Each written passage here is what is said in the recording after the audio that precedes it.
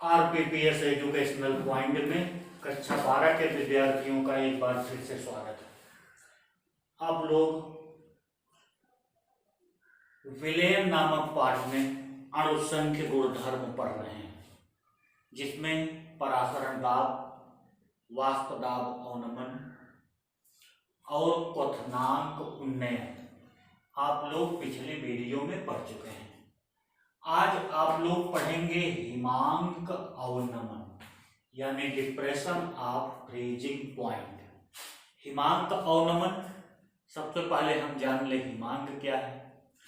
हिमांक का मतलब वह निश्चित ताप जिस पर किसी द्रव का वाष्प दाब उसकी ठोस अवस्था में वाष्प दाब के बराबर हो जाता है, उसे उस द्रव का हिमांक कहते हैं। यानी किसी द्रव का वह निश्चित ताप जिस पर उसका वाष्प दाब उसके ठोस अवस्था में वाष्प दाब के बराबर हो जाता है, उसे हिमांक कहते हैं। या अगर साधारण शब्दों में कहें तो वह निश्चित ताप जिस पर कोई द्रव ठोस अवस्था में परिवर्तित होता है, वह निश्चित ताप जिस पर कोई द्रव ठोस अवस्था में परिवर्तित होता है उसका हिमांक कहलाता है। अब बात आती है हिमांक अवनमन की। हिमांक अवनमन का मतलब हिमांक का कम होना। हिमांक अवनमन का मतलब हिमांक का कम होना। हिमांक कम कब होता है?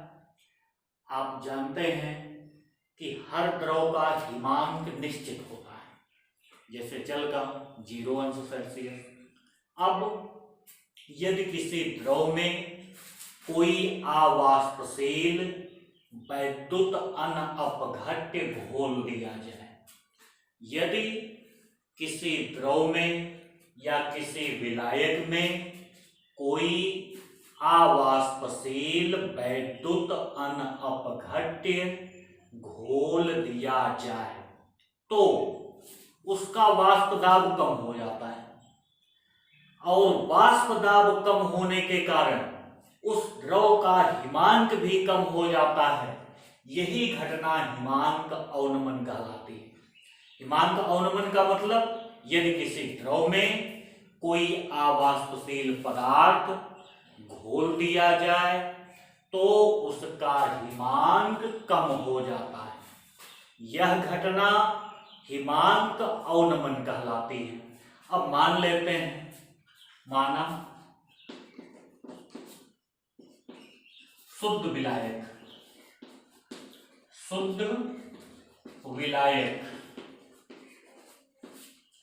का हिमांक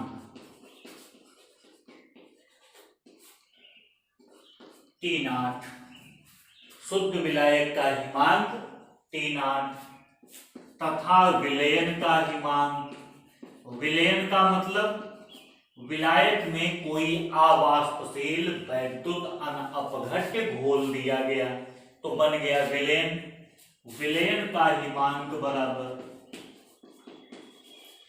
इसको मान लें हम TS, तो विलयन के हिमांक को मान लें TS। अब ये हिमांक कम हो गया क्योंकि उसमें हमने कोई अवाष्पशील वैद्युत अनअपघट्य घोल दिया, इसलिए हिमांक अवनमन बराबर हिमांक अवनमन। हिमांक अवनमन का मतलब शुद्ध विलायक का हिमांक, शुद्ध विलायक का हिमांक माइनस विलयन का हिमांक, विलयन का हिमांक। क्यों विलयन के हिमांक को घटाएंगे? क्योंकि किसी अवाष्पशील वैद्युत अनअपघट्य को विलायक में घोलने पर उसका हिमांक कम हो जाता है। तो हिमांक अवनमन को प्रदर्शित करते हैं डेल्टा TF से। हिमांक अवनमन को प्रदर्शित करते हैं डेल्टा TF इक्वल टू शुद्ध विलायक का हिमांक T0 माइनस विलयन का हिमांक TS, यही है हिमांक अवनमन। ये है हिमांक अवनमन, यानी शुद्ध विलायक के हिमांक में से विलयन के हिमांक को घटा दें तो जो प्राप्त होगा उसी को कहते हैं डेल्टा टी एफ, यानी हिमांक अवनमन। अब हम बात करते हैं हिमांक अवनमन। आपको मालूम होगा हिमांक अवनमन अणुसंख्य गुणधर्म है। क्यों अणुसंख्य गुणधर्म है? क्योंकि यह विलयन में उपस्थित विलेय के कणों की संख्या पर निर्भर करता है, और जो भी गुणधर्म विलयन में उपस्थित विलेय के कणों की संख्या पर निर्भर करेंगे वो अणुसंख्य गुणधर्म कहलाएंगे। अब हिमांक अवनमन और विलयन की मोललता में संबंध। हिमांक अवनमन और विलयन की मोललता में संबंध है, तो इसका संबंध उसी तरह से होता है जैसे क्वथनांक उन्नयन का हुआ करता था। तो किसी विलायक का हिमांक अवनमन, किसी विलायक का हिमांक अवनमन उस विलयन की मोललता के समानुपाती होता है, अर्थात हिमांक अवनमन delta T F proportional M, जहां एम का मतलब है मोललता, यानी किसी विलयन का हिमांक अवनमन विलयन की मोललता के समानुपाती होता है। ये एम मोललता है तो delta T F proportional M, यानी हिमांक अवनमन मोललता के समानुपाती। अब अगर हम प्रोपोर्शनल को खत्म करें तो एक समानुपाती नियतांक आएगा, उसको हम कहते हैं के एफ इंटू एम, जहां के एफ एक नियतांक है, जहां के एफ बराबर नियतांक, और इस नियतांक को हम कहते हैं विलायक का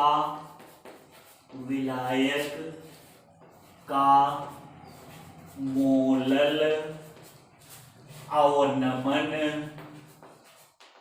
स्थिरांक। के एफ क्या हो गया? एक स्थिरांक जिसका नाम है विलायक का मोलल अवनमन स्थिरांक।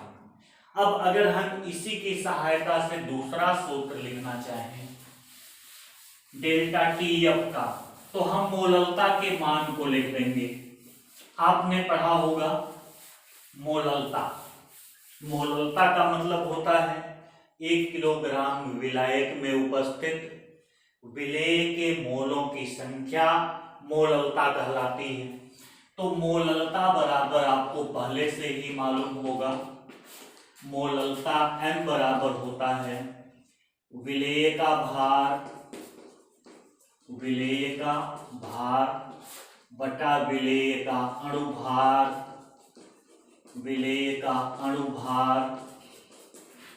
गुणे विलायक का भार। अगर ये किलोग्राम में है तो मोललता आएगी। अगर हम इस चीज को ग्राम में लिख दें, विलायक के भार को यदि ग्राम में लिखें तो 1000 से हमें ऊपर गुणा करना पड़ेगा। इसका मतलब मोललता m की जगह हम लिख सकते हैं विलेय के भार को स्मॉल w से प्रदर्शित करते हैं, विलेय के अणुभार को स्मॉल m से, इसको m डैश कर देते हैं क्योंकि m 2 बार आ रहा है, गुणे विलायक का भार कैपिटल W इंटू 1000। ये देखिए ये मोललता का सूत्र है, विलेय का भार बटा विलेय का अणुभार गुणे विलायक का भार, ये विलायक का भार ग्राम में रहेगा क्योंकि हमने 1000 से अंश में गुणा कर दिया है। इस मान को हम इस समीकरण में रखेंगे तो डेल्टा टी एफ यानी हिमांक अवनमन बराबर हो जाएगा के एफ गुणे डब्ल्यू गुणे 1000 upon M into capital W, जहां स्मॉल डब्ल्यू विलेय का भार है, स्मॉल डब्ल्यू इक्वल टू विलेय का भार और कैपिटल डब्ल्यू है विलायक का भार, कैपिटल डब्ल्यू विलायक का भार, और ये दोनों भार ग्राम में हैं, दोनों भार किसमें हो गए? ग्राम में। तो ये एक सूत्र हमने प्राप्त कर लिया। हिमांक अवनमन और मोललता में संबंध से ये सूत्र आपको याद करना होगा। यहां से केएफ की अगर हम परिभाषा निकालें, पहले हम केएफ यानी मोलल उन्नयन स्थिरांक का मात्रक, केएफ का मात्रक, तो मात्रक निकालेंगे तो यहां पर देखिए ये है डेल्टा टी एफ बटा एम आएगा। एम मोललता का मात्रक होता है मोलल और इसका ताप होता है सेल्सियस, ताप का मात्रक सेल्सियस या केल्विन। तो हम डायरेक्ट इसको लिख देते हैं प्रति मोलल, मात्रक हो जाएगा प्रति मोलल। अब के एफ यानी मोलल अवनमन स्थिरांक की परिभाषा, मोलल अवनमन स्थिरांक की परिभाषा, मोलल अवनमन स्थिरांक, मोलल अवनमन स्थिरांक का मतलब के एफ की परिभाषा। अभी आपने एक सूत्र पढ़ा था delta T F equal to K F into M, और इस सूत्र को हम दूसरी तरह से अगर लिखना चाहें तो ऐसे लिख सकते हैं डेल्टा टी एफ बराबर के एफ इंटू डब्ल्यू अपान एम गुणे 1000 अपान कैपिटल डब्ल्यू। अगर कैपिटल डब्ल्यू को हम किलोग्राम में ले लें तो ये 1 किलोग्राम हो जाएगा, तो 1000 कम हो जाएगा। अब डब्ल्यू अपान एम को हम मोल कहते हैं, डब्ल्यू अपान एम को हम मोल कहते हैं, तो delta T F equal to हो जाएगा के एफ इंटू मोलों की संख्या n upon W, W kilogram में। यहां देखिए जहां n मोलों की संख्या है, n बराबर डब्ल्यू अपान एम, और इसको हम कहते हैं मोलों की संख्या, मोलों की संख्या। अब यहां पर यदि n बराबर 1 मोल और W capital W equal to 1 kilogram, तो यहां से हमें मिल जाएगा K F equal to delta T F. अब परिभाषा हम मोलल अवनमन स्थिरांक की आसानी से दे सकते हैं। परिभाषा कैसे देंगे? परिभाषा देने के लिए हम ये कहेंगे कि 1 किलोग्राम विलायक में, 1 किलोग्राम, यहां देखिए 1 किलोग्राम लिए हैं, 1 किलोग्राम विलायक में किसी आवाष्पशील वैद्युत अनअपघट्य का 1 मोल घोलने पर उसके हिमांक में जो अवनमन होता है उसे उस विलायक का मोलल अवनमन स्थिरांक कहते हैं। अर्थात किसी 1 किलोग्राम विलायक में किसी वैद्युत अपघट्य का 1 मोल घोलने पर उसके हिमांक में हुआ अवनमन उस विलायक का मोलल अवनमन स्थिरांक कहलाता है। फिर एक बार परिभाषा आपको बता देते हैं। 1 किलोग्राम विलायक में किसी अवाष्पशील वैद्युत अपघट्य का 1 मोल घोलने पर उसके हिमांक में हुआ अवनमन उस विलायक का मोलल अवनमन स्थिरांक कहलाता है। ये परिभाषा हमने इसी सूत्र से निकाला है, आप निकाल सकते हैं। अब एक आता है ग्राम आणुक अवनमन या मोलर अवनमन स्थिरांक। जिस प्रकार मोलल अवनमन स्थिरांक था उसी प्रकार ये मोलर अवनमन स्थिरांक है। मोलर अवनमन स्थिरांक के लिए हम विलायक 100 ग्राम लेते हैं। मोलल के लिए विलायक 1000 ग्राम लिया जाता था, लेकिन मोलर अवनमन स्थिरांक के लिए विलायक 100 ग्राम लेते हैं। और इसके लिए जो सूत्र होता है वो होता है delta T F equal to K into W into 100 upon M into capital W. ये देखिए के को कहा जाता है के इक्वल टू मोलर अवनमन स्थिरांक। अब अगर परिभाषा देंगे तो जहां हम 1 किलोग्राम कहते थे वहां पर हमको 100 ग्राम कहना पड़ेगा। तो परिभाषा देने के लिए हम आसानी से लिख सकते हैं कि 100 ग्राम विलायक में किसी अवाष्पशील विद्युत अपघट्य का 1 मोल घोलने पर उसके हिमांक में हुआ अवनमन उस विलायक का ग्राम अणुक अवनमन स्थिरांक या मोलर अवनमन स्थिरांक कहलाता है। अर्थात अब की हमको विलायक 100 ग्राम लेना होगा। तो आप दोनों को याद रखेंगे। एक मोलल अवनमन स्थिरांक, मोलल में विलायक 1 किलोग्राम लिया जाता है, और एक होता है मोलर अवनमन स्थिरांक, इसमें विलायक 100 ग्राम लिया जाता है। बाकी परिभाषाएं सेम होती हैं।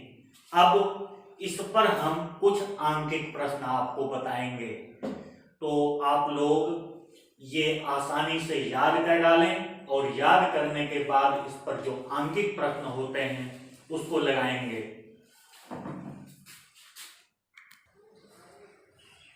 एक प्रश्न लेते हैं। 4.8 ग्राम कार्बनिक यौगिक को 10.6 ग्राम बेंजीन में घोलने पर हिमांक में 1.8 अंश सेल्सियस की कमी हुई, यानी हिमांक अवनमन हुआ। यौगिक का अणुभार ज्ञात कीजिए। हमको दिया गया है बेंजीन के लिए मोलल अवनमन स्थिरांक Kf इक्वल टू 5 अंश सेल्सियस। अब जो जो हमको दिया है वो लिख लेते हैं। क्या क्या दिया गया है? सबसे पहले विलेय का भार, यानी स्मॉल w बराबर हमको दिया गया है 0.48 ग्राम। फिर उसके बाद हमें विलायक का भार दिया हुआ है, क्योंकि बेंजीन में घोला जा रहा है।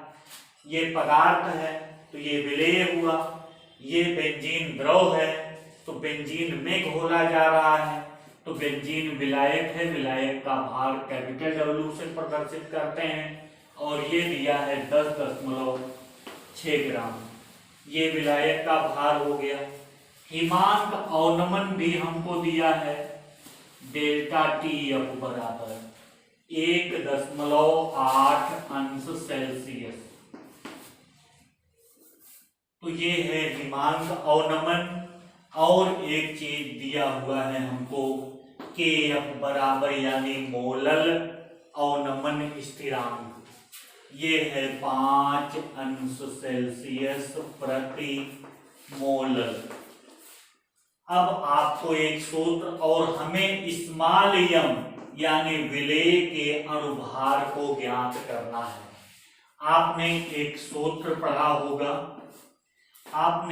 होगा delta T F equal to K F into small W into 1000 upon M into capital W. ये सूत्र है और इसी सूत्र में हम यम को निकाल सकते हैं। यम अज्ञात है, इसी एम को ज्ञात करना है। तो जो जो दिया है वो हम लिख लेते हैं। तो टी एफ बराबर हमको दिया गया है 1.8 बराबर के एफ दिया है 5 into capital small W 0.48 into 1000। अगर यही मोलर दिया होता सेल्सियस प्रति मोलर तो यहाँ 1000 नहीं बल्कि हम 100 लगाते। बटा एम ज्ञात करना है वैसे ही रहने देते हैं इंटू कैपिटल डब्ल्यू का मान हमको मिला है 10.6। इसी को हल करेंगे तो यम का मान 3 गुणा कर लेते हैं, इसका गुणा इसमें, इसका गुणा इसमें। तो m का मान जो निकलेगा वो हो जाएगा m इक्वल टू पहले ये 5 गुणे 0.48 गुणे 1000 बटा 1.8 गुणे 10.6। ऊपर भी 2 स्थान पर दशमलव है, नीचे भी एक स्थान 2 स्थान पर दशमलव है। दशमलव को हम हटा देते हैं तो 5 गुणे 48 गुणे 1000 बटा 18 गुणे 106। अब इसको हल करेंगे। हल करने का मतलब सबसे पहले हम इसको 2 से काटते हैं। 2 9 18, 2 दूनी 4, 2 चौक 8। इसके बाद 3 से काट दें, 3 त्रिका 9, 3 अट्ठे 24। अब फिर 2 से एक बार काटेंगे, 2 पच्चे 10, 2 3 6, यहाँ पे 4, 53 आया। और अब गुणा कर लेते हैं। गुणा करेंगे तो m बराबर आएगा ये 4 पच्चे 20, 20 के आगे 3 शून्य बढ़ा देंगे बटा 3 त्रिका 9, 3 पच्चे 15, 159। यानी 20,000 में हमें 159 से भाग देना होगा। 20,000 में जब 159 से भाग देंगे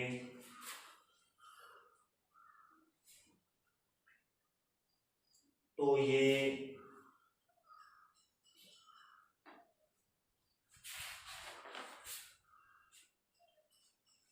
आएगा 125.8।